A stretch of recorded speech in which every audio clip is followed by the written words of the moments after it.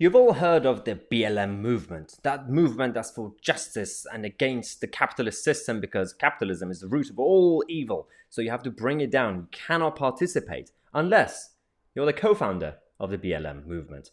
In that case, you can take advantage of the capitalist system for yourself.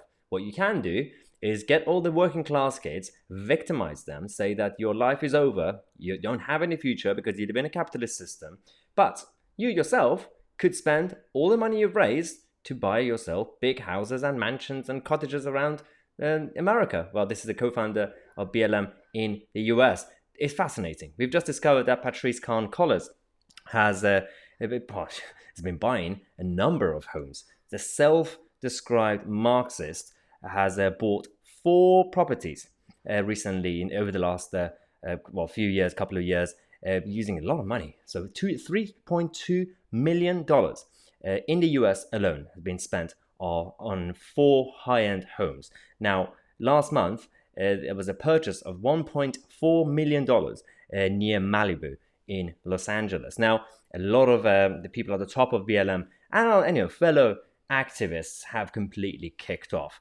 saying that, well, this is just not fair. Hawk Newsom, who's the head of the BLM in New York, has said that we need an independent investigation to find out how the global network spent its money. And, some of the homes are quite nice. The funny thing is, as I said, the problem with these people is that they go around saying that capitalism is literally the worst thing ever. You shouldn't even try to advocate for it or even use things that are made in the capitalist system.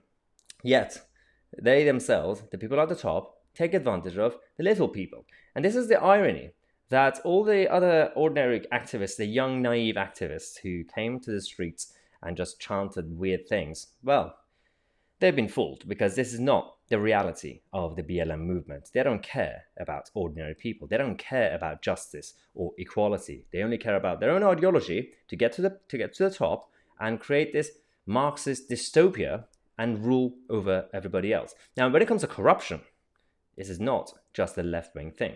When you get to the position of power, a lot of people with influence sometimes get corrupt or sometimes accidentally, a one-off corruption, but it happens.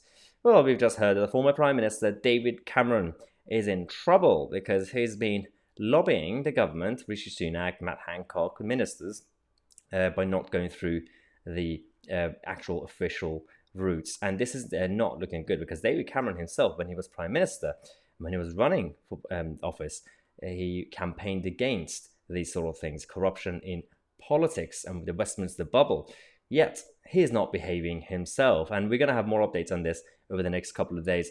But speaking of not behaving, considering the current Prime Minister, Boris Johnson has told the rest of us that we need to behave.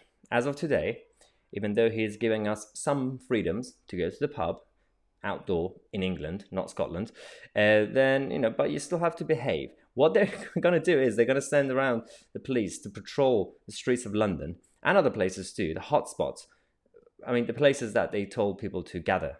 They told people to go, you could go there, you could go in the corner, sit there, have a drink, have a picnic, but they're still going to go around. So this is a situation we have, and I'm just getting ready to get my haircut finally in a bit and then go to the pub. So we'll have some more reports for you guys, but let's just take a moment and appreciate the co-founder of the BLM movement and the hypocrisy around this person.